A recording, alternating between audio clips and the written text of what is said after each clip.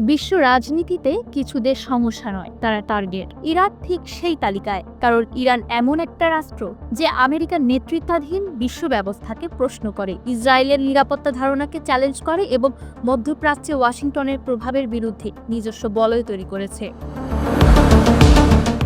লেবাননে হিজবুল্লাহ, ইরাকে শিয়া মিলিশিয়া, সিরিয়ায় সামরিক উপস্থিতি, ইয়েমেনে হুথি। এই নেটওয়ার্ক কোনো বিচ্ছিন্ন ঘটনা নয়, এটা একটা পরিকল্পিত প্রক্সি আর্কিটেকচার। আর এখানেই শুরু হয় ডিপ স্টেট সংঘর্ষ। সাম্প্রতিক সময়ে ইসরায়েল ও যুক্তরাষ্ট্রের হামলাগুলো কেবল সামরিক নয়, এগুলো ছিল বার্তা।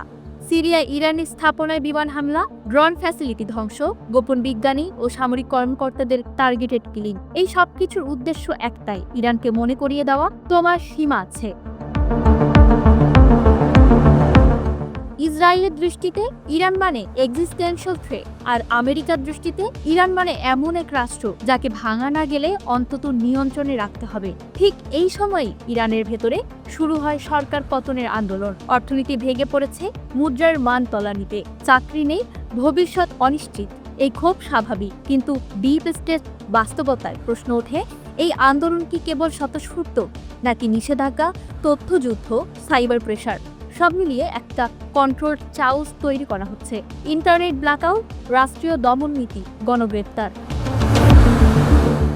সরকার জানে এই আন্দোলন শুধু রাস্তায় সীমাবদ্ধ নয়, এটা আন্তর্জাতিক শক্তির নজরে থাকা একটা দুর্বলতা। এই পরিস্থিতিতে ইরান ঢুকে পড়ে রেজিম সার্ভাইভাল মুডে।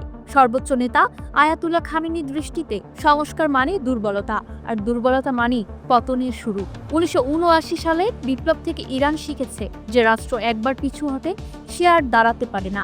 তার ভেতরে কঠোরতা, বাইরে আগ্রাসী কূটনীতি, আর মাঝখানে নীরব প্রস্তুতি।